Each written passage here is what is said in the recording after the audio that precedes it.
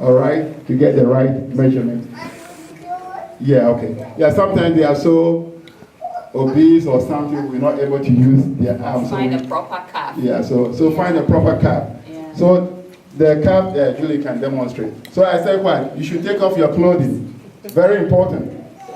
Sometimes once you walk into the doctor's office or the nurse's office, what happens is they are so much in a hurry that even if you ask them, okay, all right, yeah, no, that's fine. Okay, see, that's a common, that's what she doesn't want to take it off. Yeah, that's right, exactly. That's my muscle. See, we have a common problem like that. So when you go to the doctor's office, make sure that you put on the clothing that you can take off or it's light. So never check it over clothing.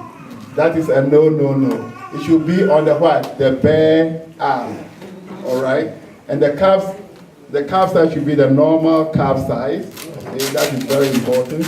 And those people who smoke, don't smoke within an hour of your blood pressure being checked. All right? Okay. All right. So. Yeah. You sure you can? Yeah, okay. So, yeah, but sometimes you're putting on such a tight clothing. It's very hard. So yeah, and you try to use it and push it up. Yeah. And it's rather constrict. Okay, that's good. Okay. Okay. All right. Yeah, okay.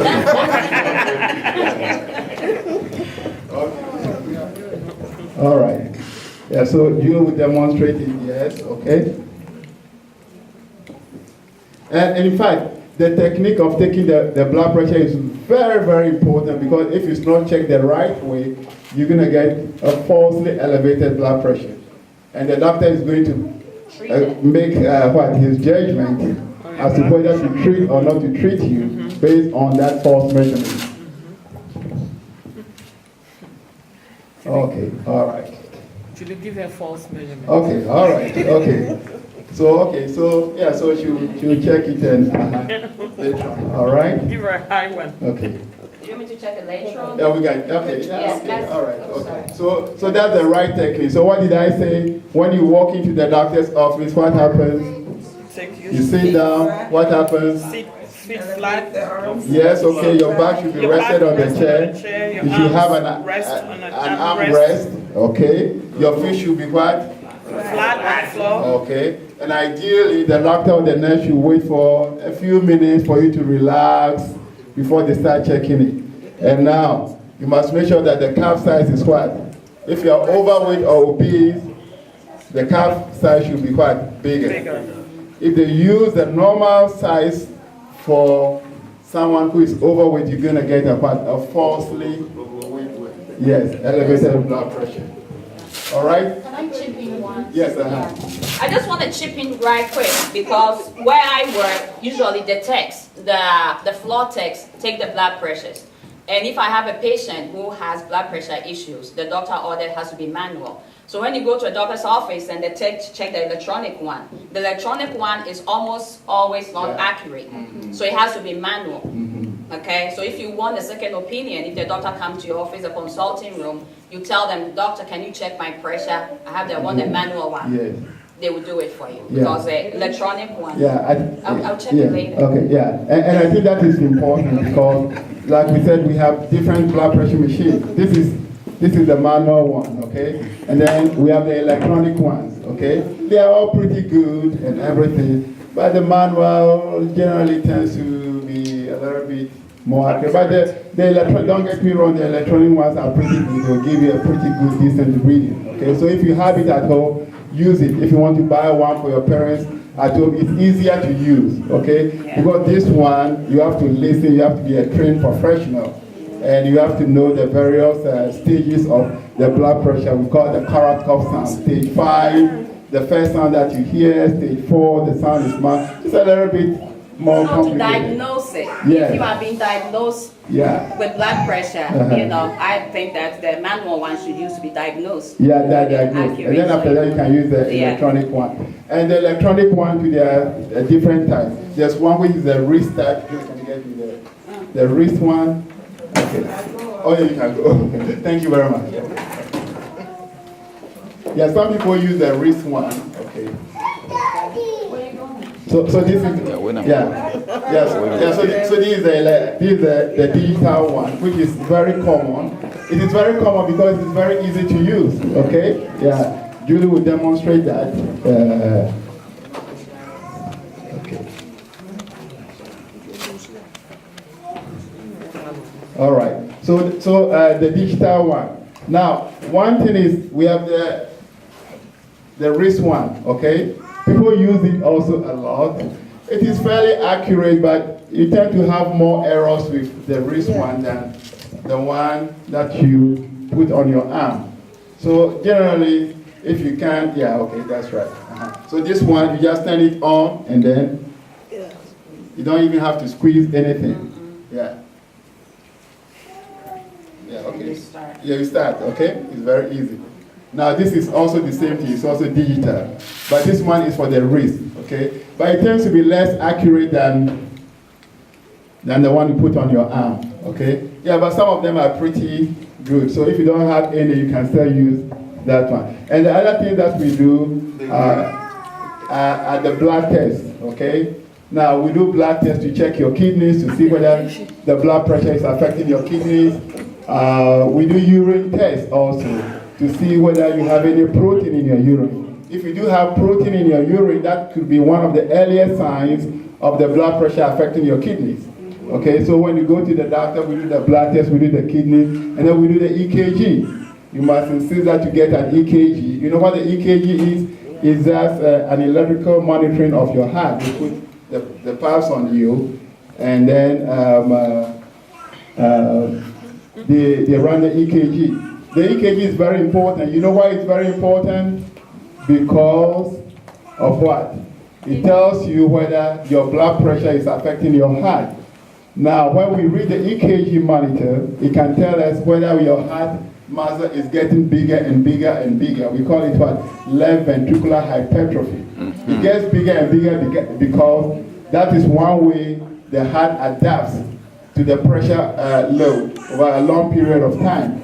It starts getting bigger and bigger and bigger. It comes to a point where it can no longer get bigger, so you go into failure. So when you do the EKG, and the doctor tells you that you have left ventricular hypertrophy or your heart muscle walls are thicker than normal, that is a really bad sign. So these are the target organs of disease or complications caused by high blood pressure. I think I'm almost to the end. Okay, we talk about that. Now, so treatment very quickly. The very important first treatment, most important treatment is what? Lifestyle changes. What do we mean by that?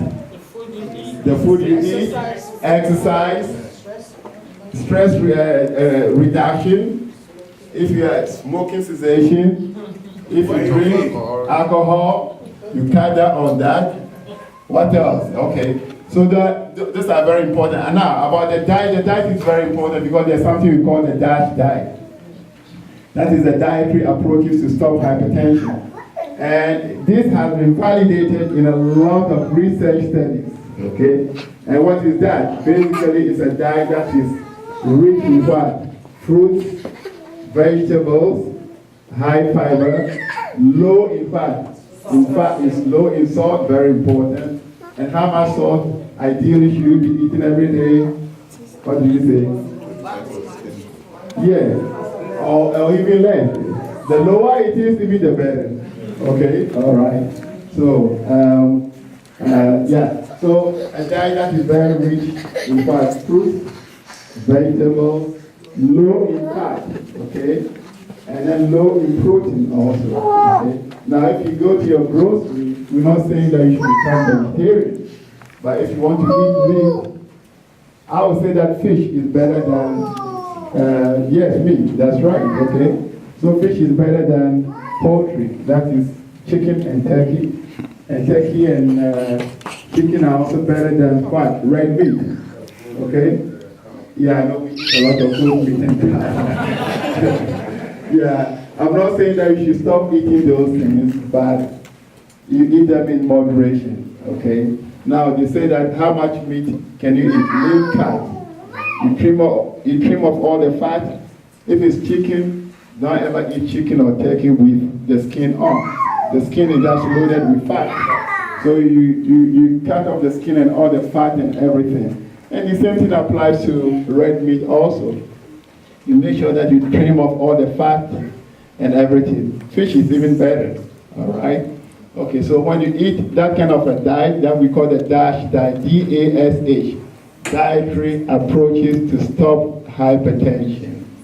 Diet high in what? Fruits, vegetables, low in fat, low in bad protein, high in minerals like potassium, calcium, magnesium, and then that is high in fiber also. Okay, all right, grains. So that's the DASH diet. Okay. Now, exercise is really very important. Now, it is not only important to regulate your weight, but I think that exercise is one of the most important things we should all be doing. It is extremely important for your brain function, for your heart, for your kidney, virtually every organ in your body. Stop. So it doesn't matter how old you are, okay? I want everybody to start a regular exercise program. How much exercise do you need a day?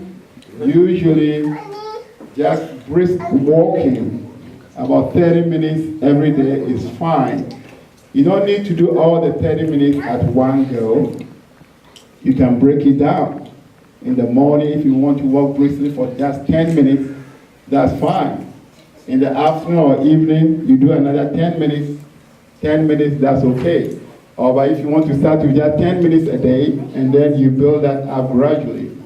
10 minutes the first week, the next week 15 minutes, you go to 20 to 30. The longer you're able to do it, the more beneficial it is to your cardiovascular system. Okay? So at least 30 minutes of brisk walking every day. At least 5 times a week is good. If you're able to do it more than that, it will lower your blood pressure. It also helps in reducing your cholesterol also, okay? Apart from the beneficial effects on your weight. We talk about stress reduction. That is also very important. We talk about smoking and alcohol.